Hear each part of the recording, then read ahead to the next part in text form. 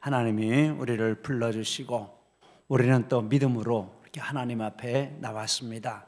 하나님께서 우리 한 사람 한 사람 기쁘게 받아주시고 또 은혜를 예비해 주신 줄 믿습니다. 본문은 구원의 진리를 우리에게 알게 하시는 방법을 말씀을 하고 있습니다. 9절에 보니까 하나님께서 뜻을 가지고 계시다라고 했습니다. 뜻은 소원, 목적 이런 의미입니다. 그래서 하나님은 소원을 가지고 계시고 목적을 가지고 계시다라고 말할 수 있습니다. 그럼 하나님의 뜻은 무엇입니까? 하나님의 소원, 하나님의 목적은 무엇입니까? 3절에 보니까 그리스도 안에서 하늘에 속한 모든 신령한 복을 우리에게 주시되, 하나님의 소원, 하나님의 목적은 우리에게 복을 주시는 것이라 라고 말씀을 하고 있습니다. 우리 하나님은 참 좋으신 하나님이신 줄 믿습니다. 복을 주시는데 모든 복을 다 주시기를 기뻐하시고 그런 소원을 가지고 계시다라고 했습니다. 한문의 복은 한 사람이 먹고 살 정도의 전답을 가지는 것, 이게 한문이 나타내는 복의 뜻이라고 합니다. 사람들이 구하는 복이 바로 이런 복, 세상에 이런 복을, 또 우리도 이런 복에 관심이 참 많습니다. 그런데 하나님이 이런 복도 주시지만 3절에 이 복에 대해서 세 가지 특징이 나와 있습니다. 먼저 하늘에 속한 복이라고 했습니다. 하나님의 주권을 뜻하는 것입니다. 세상 복은 인간의 능력으로 얻을 수 있지만 하늘에 속한 복은 하나님의 주권적으로 하나님이 주셔야만 받을 수 있는 것, 인간의 능력으로 취할 수 없는 복이라는 것입니다. 그러니까 이 복이 더 가치가 있고 더 중요하다라고 말할 수 있습니다. 그리고 이 복은 신령한 복이라고 했습니다. 영적인 복을 말하는 것입니다. 하나님께서 우리에게 주시기를 소원하는 복은 세상적인 복도 주시지만 정말 주시기를 원하시는 복은 바로 영적인 복이라는 것입니다. 그리고 이것은 그리스도 안에서 주신다라고 했습니다. 하늘에 속한 신령한 이 복은 하나님만이 주실 수 있는데 그리스도 안에서 예수님을 믿는 믿음을 통해서 우리에게 주신다라는 말씀입니다. 그래서 예수 잘 믿는 것이 정말 큰 복이라고 말할 수 있습니다. 세미의 삶 12월호 41면에 보면 한 선교사님 이야기가 나오고 있습니다. 선교사님이 늦은 나이에 중국 선교사로 이렇게 나가게 되었습니다. 비행기 안에서 기도를 드렸습니다. 하나님, 저는 선교지를 위해서 어떻게 기도해야 할지조차 모릅니다. 이 땅을 위한 기도부터 다시 가르쳐 주옵소서. 그때 하나님께서 이렇게 응답을 주셨다고 했습니다. 내가 바라보는 저 땅을 위해 가장 좋은 기도를 하기를 바라느냐? 그렇다면 먼저 해야 할 것이 있는데 예수를 잘 믿어라. 예수 플러스 썸씽이 아니고 예수 플러스 나싱으로 믿으면 좋겠다. 이런 감동을 주셨다라는 것입니다. 그래서 이렇게 말을 했습니다. 하나님이 제게 원하시는 것은 한 가지였습니다.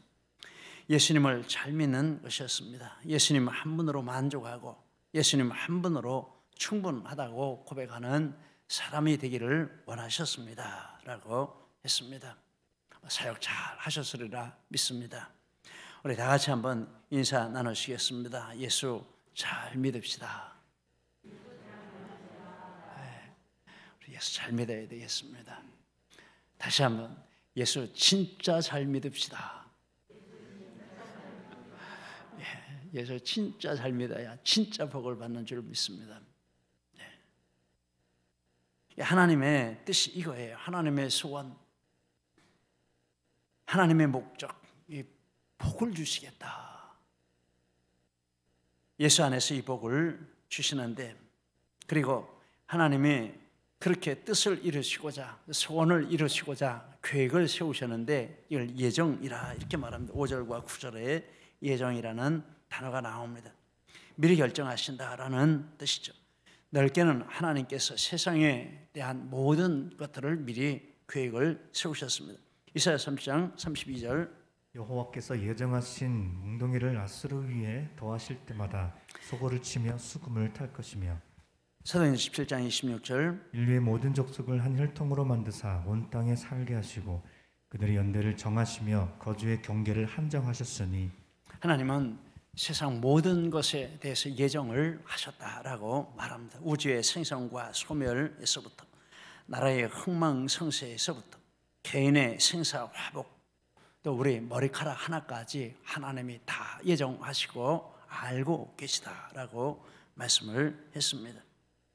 우리는 이것을 믿습니다. 그래서 무슨 환경, 무슨 처지에 가도 우리 하나님을 믿고 담대할 수 있는 줄 믿습니다. 그런데 성경에서 예정이라고 할 때 그 중심 뜻은 이 구원에 대한 계획을 미리 세우신 것을 예정이라는 단어로 씁니다.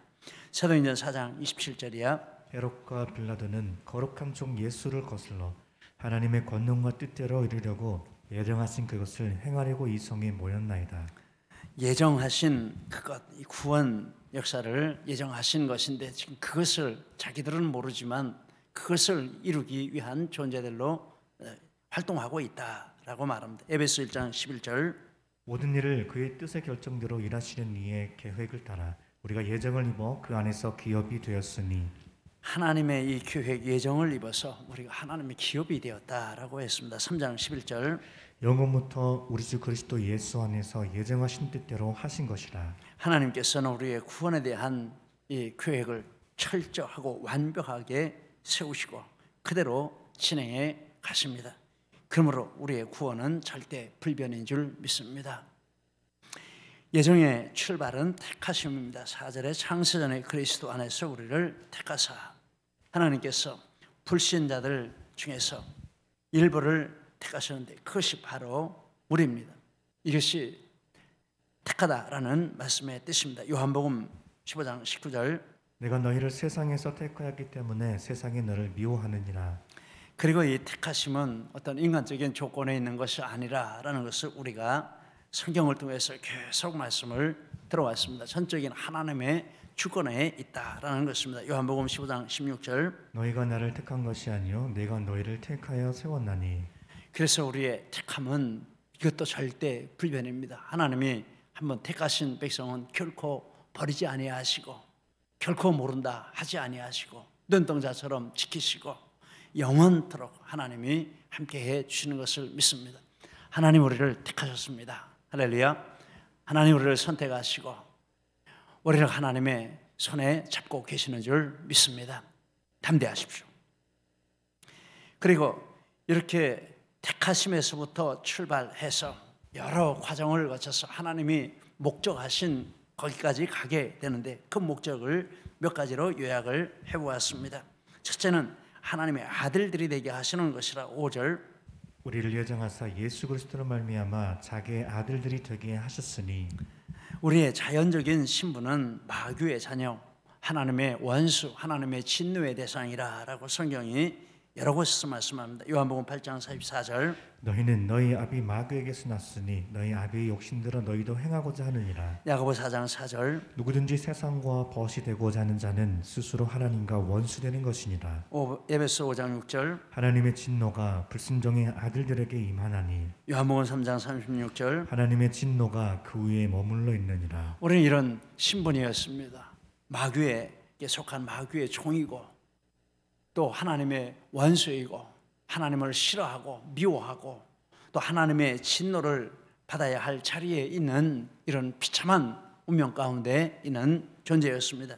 그런데 하나님께서 그런 우리를 하나님의 자녀 삼아 주셨다라고 말씀합니다. 로마서 8장 15절 너희는 다시 무서워하는 종의 영을 받지 아니하고 양자의 영을 받았으므로 우리가 아빠 아버지라고 부르짖느니라. 에베소 6장 17절 내가 너희를 영접하여 너희에게 아버지가 되고 너희는 내게 자녀가 되리라. 전능하신 그의 말씀이라 하셨느니라. 요한일서 3장 1절 보라 아버지께서 어떠한 사랑을 우리에게 베푸사 하나님의 자녀라 일컬음을 받게 하셨는가. 우리가 그러하도다. 공통적으로 다 하나님이 우리 아버지시라라는 말씀을 이 19절에서 말할 수 있습니다. 여러분 세상 아버지가 좀 잘못해 줍니까? 저도 세상 아버지이지만 자녀들에게 잘해줬다 이런 생각이 안 들어요. 최선을 다하지만 정말 못해준 게 많다 이런 생각이 들고, 또 저희 아버님에 대해서 생각할 때도 정말 우리 아버지가 최선을 다했지만 내가 원하는 거 다 해주신 것은 아니다 그런 생각을 합니다. 그래서 원망할 때도 있었어요. 마음 가운데 조금만 이렇게 되면 좋겠는데. 그런데 이제 하나님께서 우리 아버지가 되십니다. 할렐루야. 하나님 우리 아버지십니다. 완전하신 분, 풍성하신 분, 부유하신 분. 그래서 이 하나님을 아버지로 이렇게 믿고 하나님의 자녀가 된 이 사람들에게는 정말 육신의 아버지가 부족하냐 뭐 어떠냐 이런 것 때문에 마음에 눌림 없는 줄 믿습니다. 하나님 아버지가 다 함께 해주시고 하나님의 자녀 삼아주시고, 예정의 첫 번째 그 목적은 마귀의 종된 우리, 죄악의 종된 우리를 하나님이 하나님의 자녀로 신분을 바꿔주시는 것입니다. 우리 신분이 바뀌었습니다. 우리 하나님의 자녀의 신분을 가지고 있습니다. 할렐루야. 우리 하나님의 자녀입니다. 담대하십시오. 강하십시오. 어깨 좀 펴십시오. 주눅 들지 마십시오. 하나님의 자녀입니다. 또 하나의 예정의 목적이 있는데, 하나님 앞에 거룩하고 흠이 없게 하시려고, 4절 그 앞에 거룩하고 흠이 없게 하시려고 하나님을 닮은 존재로 이렇게 만드시려고, 정결하고 깨끗하고 의로운 존재로 만드시려고 하셨다. 그게 목적이라는 것입니다. 빌립보 2장 15절 너희가 흠이 없고 순전하여 어그러지고 거스리는 세대 가운데서 하나님의 흠 없는 자녀로 세상에서 그들 가운데 빛들로 나타내며, 베드로전서 3장 8절 9절 동정하며 형제를 사랑하며 불쌍히 여기며 겸손하며 악을 악으로 욕을 욕으로 갚지 말고 도리어 복을 빌라. 이를 위하여 너희가 부르심을 받았으니. 금요일날 말씀에 이렇게 복을 빌라라는, 하나님의 이름으로 복을 빌라라는 것인데, 정말 진심으로 모든 사람에게 복을 비는 것은 하나님의 마음입니다. 우리는 복을 비는 것보다도 욕하는 데 익숙하고 또 못되도록 이렇게 바라는 것에 익숙하고 그렇습니다.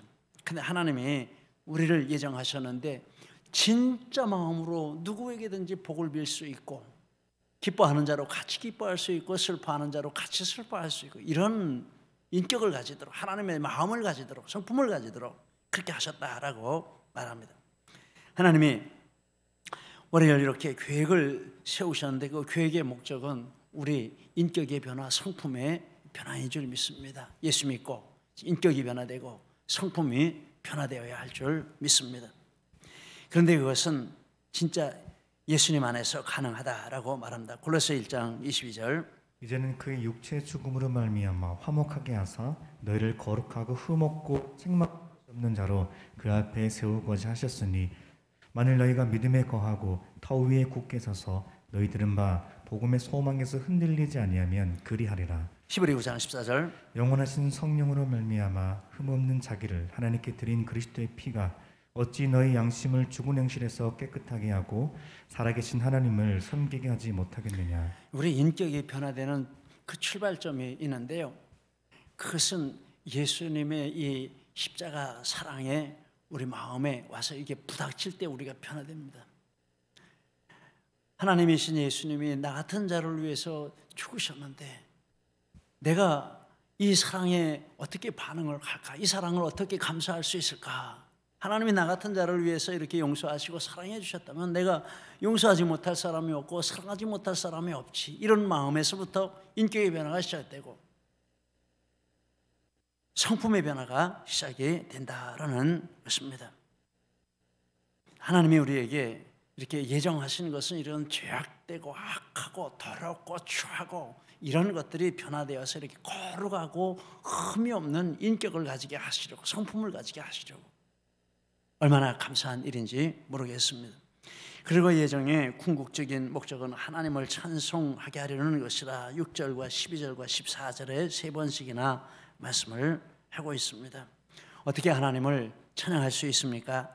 마귀의 종에서 하나님의 자녀가 되고 죄악으로 가득 찼던 마음, 하나님 닮은 성품으로 변화되면 그런 은혜를 주신 하나님 앞에 자연적으로 나오는 게 찬송입니다.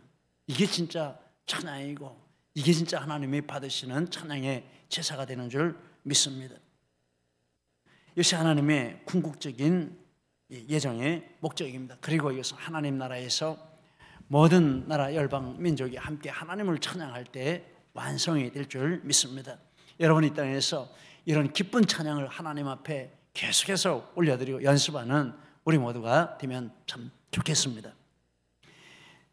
이것이 하나님의 뜻입니다. 하나님의 소원이고 하나님의 목적입니다.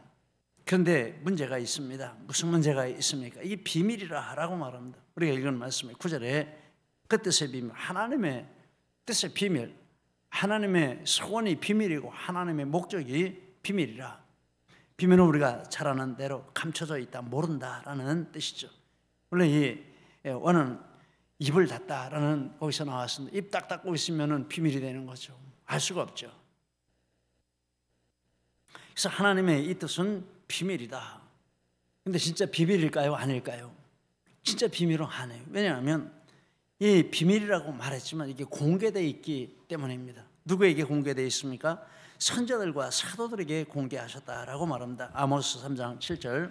주 여호와께서는 자기의 비밀을 그종 선지자들에게 보이지 아니하시고는 결코 행하심이 없으시리라. 계시록 10장 7절. 선지자들에게 전하신 복음과 같이 하나님의 그 비밀이 이루어지리라. 에베소 3장 3절. 계시로 내게 비밀을 알게 하신 것은 내가 먼저 간단히 기록함과 같으니. 하나님은 선지자들에게 다 알려주신대요. 또 사도들에게도 알려주셨대요.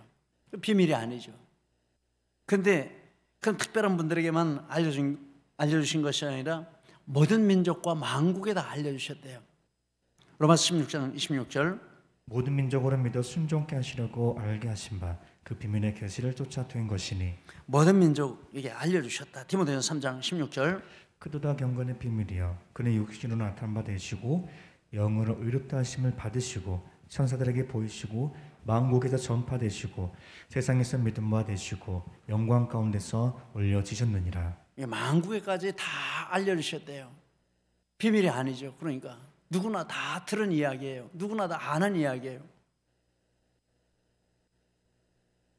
그런데 성경을 보니까 이 비밀을 알도록 허락된 사람들이 있고 계속 비밀로 남은 자들이 있다. 예수님 말씀하셨습니다. 마태복음 13장 11절. 천국의 비밀을 아는 것이 너희에게는 허락되었으나 저희에게는 아니 되었나니. 아는 사람이 있고 또 비밀이 되는 사람들이 있다. 이게 무슨 뜻인가 고민이 됐습니다. 그런데 13절에 보면 이런 말 나옵니다. 13절에 읽어주십시오. 그 안에서 너희도 진리의 말씀 곧 너희의 구원의 복음을 듣고 그 안에서 또한 믿어 약속의 성령으로 인치심을 받았으니. 두 가지 단어가 눈에 들어왔습니다. 듣고. 듣는 것은 지식적으로 이해한다라는 뜻입니다. 들으면 지식적으로 이렇게 이해하게 되는 거죠. 그 다음에 믿어. 믿는 것은 들은 것을 마음으로 받아들이고 확신하고 신뢰한다라는 뜻입니다. 그런데 듣고에서 끝나는 사람들이 있습니다. 출애굽기 5장 2절. 바로가 이르되 여호와가 누구에게 내가 그의 목소리를 듣고 이스라엘을 보내겠느냐 나는 여호와를 알지 못하니 이스라엘을 보내지 아니하리라. 고린도전서 1장 23절. 우리는 십자가에 못 박힌 그리스도를 전하니 유대인에게는 거리끼는 것이요 이방인에게는 미련한 것이로되. 바로는 듣고 끝난 사람입니다. 유대인과 이방인에게도 듣고 끝난 사람들입니다. 이것은 지식적으로만 알고 마음으로 받아들이지 않는 것을 가리키는 것입니다. 하나님이 계시다는 것, 하나님의 예정이 있다는 것, 하나님이 선택하신다는 것, 구원하신다는 것, 예수님이 구주되신다는 것, 안 들은 사람이 거의 없을 거예요. 방송으로도 전파되고 나가서도 전하고 늘 이렇게 하니까. 그런데 들었지만은 그것을 마음으로 받아들이기를 거부한다. 이게 비밀입니다. 마음속에는 없어요. 마음속에는 몰라요. 그러니까 비밀이죠. 듣고 믿어까지 가는 사람들이 있습니다. 역대하 34장 27절. 내가 이것과 그 주민을 가리켜 말한 것을 내가 듣고 마음이 연약하여 하나님 앞 내 앞에서 겸손하여 옷을 찢고 통곡하였으므로 나도 내 말을 들었노라 여호와가 말했느니라. 요시야 왕에 대한 말씀인데 성전에서 청소를 하다가 성경책을 발견했어요. 신하들이 왕 앞에 가서 읽었어요. 읽으면서 마음이 놓았다라고 말합니다. 하나님 앞에 회개하고 통고하고 이건 듣고 믿은 것이죠. 하나님 말씀대로 된다라는 것을 믿고 회개한 것이다라는 말씀입니다. 골로새 1장 6절 이 복음이 이미 너희에게 이르매 너희가 듣고 참으로 하나님의 은혜를 깨달은 날부터 너희 중에서와 같이 또한 온 천하에서도 열매를 맺어 자라는도다.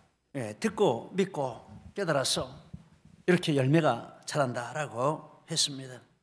즉 말씀을 듣고 믿는 단계까지 가야 하나님의 비밀을 아는 것이라고 말할 수 있습니다. 데살로니가서 1장 4절 5절 하나님의 사랑하심을 받는 형제들아 너희를 택하심을 아노라. 이는 우리 복음이 너희에게 말로만 이른 것이 아니라 또한 능력과 성령과 큰 확신으로 된 것임이라.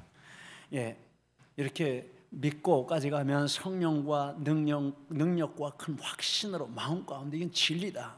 나 이대로 산다. 나 이대로 순종한다. 여기에 내 삶을 건다. 이런 것이 마음 가운데 생기는데 이게 바로 비밀을 안다라는 말의 뜻입니다. 여러분, 우리의 믿음은 어디에 있습니까? 듣고에 머물러 있습니까? 아니면은 믿고까지 가 있습니까? 우리 믿음이 다 이 믿고까지 가야 할 줄 믿습니다. 한 청년과 지난주에 이 믿음에 대한 대화를 나누었습니다. 이렇게 이야기를 나누는 중에 아테네와 예루살렘이 무슨 상관이 있는가 이런 말이 생각이 나서 그런 말도 나누었습니다. 아테네는 지식이죠. 예루살렘은 믿음이죠. 그런데 이 지식을 가지고 이렇게 알고 이야기를 해도 믿음이 없으면 그 지식은 바른 영적인 지식이 아닙니다. 성경을 다 알고 엘라어도 알고 히브리어도 알고 이렇게 하고 다 그 뜻을 분해를 하고 이렇게 해도 마음으로 그것을 받아들이지 않으면 이건 듣고의 수준이지 믿고의 수준이 아니다라는 것입니다. 이 믿음의 바탕에 대해서 그 위에 지식이 쌓아져야 이것이 진짜 믿음이지, 믿음은 없고 귀로 들은 것만 많고 머리에 아는 것만 많다고 해서 이게 진짜 믿음은 아니라 그건 비밀인 것입니다. 아는 것 같지만 그에게는 비밀이요, 한마디라도 마음으로 받아들이고 아멘으로 이것을 붙들 때 이게 비밀이 아니고 내게서 이해가 되어지고 깨달아진 말씀이 된다라는 것입니다. 여러분, 우리 믿음은 믿고까지 가시기를 축복합니다. 믿어야지 깨달아집니다. 그리고 믿을 뿐만 아니라 우리 믿음이 계속 성장해 가야 한다라는 것입니다. 예수님께서 4가지 마음밭에 대해서 말씀을 하셨습니다. 그 중에 길가밭은 말씀의 씨가 뿌려지자마자 마귀가 뺏어감으로 돌짝밭과 뺏어감. 그래서 말씀을 들었지만 아무 영향이 없습니다. 돌짝밭과 가시덤불 같은 싹은 났지만 환난, 박해, 세상 염려, 재리의 유혹에 맡겨 시들어 죽고 말았습니다. 말씀 들을 때는 아멘 하고 받았는데 세상 한 걸음 교회 문 밖 벗어나가면 다 잊어버려. 걱정과 염려와 유혹과 이런 것들에 완전히 말씀의 흔적도 없고 그냥 세상 사람들과 똑같이 산다라는 것입니다. 그래서 믿음이 자라지 못하니까 이 사람들에게는 비밀이 되는 것입니다. 옥토심전은 말씀을 받아 풍성한 결실을 맺었다라고 말합니다. 마가복음 4장 20절 좋은 땅에 뿌려졌다는 것은 곧 말씀을 듣고 받아 100배의 결실을 하는 자니라. 마태복음 12장 13장 23절 좋은 땅에 뿌려졌다는 것은 말씀을 듣고 깨닫는 자니 결실하여 100배가 되느니라. 누가복음 8장 15절 좋은 땅에 있다는 것은 착하고 좋은 마음으로 말씀을 듣고 지키어 인내로 결실하는 자니라. 이 말씀은 믿음이 이렇게 풍성한 열매를 맺도록 자랐다라는 것입니다. 믿음 생활 오래 했는데 열매가 없어요. 뭐가 문제가 있는 거죠? 마귀가 뺏어가거나 돌짝 바치거나 가시덤불 바치거나 맨날 찔림을 당하고 근심 걱정에 끌려가지고 열매를 못 맺어요. 흔적은 있는데 실체가 없어요. 이 문제입니다. 그런데 이렇게 말씀을 받아 풍성한 열매를 맺는 옥토심전도 있다라고 말합니다. 이건 말씀을 믿는 것입니다. 믿음의 분량이 곧 지혜와 총명의 분량입니다. 8절에 보니까 그 모든 지혜와 총명을 우리에게 넘치게 하사 13절로 가면은 듣고 믿어. 믿는 그만큼 지혜로운 것입니다. 믿는 그만큼 총명한 것입니다. 그래서 믿음이 있는 성도가 세상적으로 훌륭한 사람보다 영적으로 더 지혜롭고 믿음이 크는 것에 비례해서 지혜와 총명도 잘하게 된다. 이렇게 말할 수 있습니다. 고린도전서 1장 27절이요. 하나님께서 세상의 미련한 것들을 택하사 지혜 있는 자들을 부끄럽게 하려 하시고 세상의 약한 것들을 택하사 강한 것들을 부끄럽게 하려 하시며 하나님께서 세상의 천한 것들과 멸시받는 것들과 없는 것들을 택하사 있는 것들을 폐하려 하시나니. 세상적으로 남보다 뒤진다고 배운 거 없다고 우리는 크게 우리 마음을 두릅니다. 세상 사람들은 나 똑똑한 것 같은데 나는 똑똑하지 못한 것 같다고 이게 비교 의식을 가지게 만듭니다. 이런 것 때문에 붙들려 살아요. 그런데 그런 것 때문에 붙들려 살면 안 됩니다. 믿음에 붙들려 살아야 됩니다. 근데 믿음에 붙들려서 진짜 믿음을 가지고 하나님 앞에 이 믿음을 가지고 살고 믿음이 자라가면 그 사람이 진짜 총명한 사람이고 지혜로운 사람이고 시간 지나서 보면 그 사람이 삶을 잘 사는 사람이에요. 돈 많이 번다고 잘 사는 겁니까? 출세한다고 잘 사는 겁니까? 절대 아닌 줄 믿습니다. 하나님의 형상을 닮아서 하나님의 마음을 가지고 사는 게 이게 잘 사는 것이고 시간이 지나면 그 사람이 존경받고 인정받습니다. 그런 게 매이지 맙시다. 우리 믿음으로 삽시다. 믿음이 자라게 노력합시다. 믿음의 열매를 맺읍시다. 그래야 됩니다.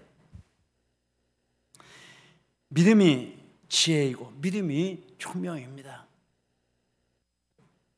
그리고 그렇게 믿음으로 갈 때 우리는 이 말씀의 이런 능력도 체험을 하게 되면서 더 큰 믿음을 가지게 되고 더 큰 지혜와 이런 더 큰 총명을 가지고 하나님의 나라에 이런 것들을 내 것으로 누릴 수 있습니다.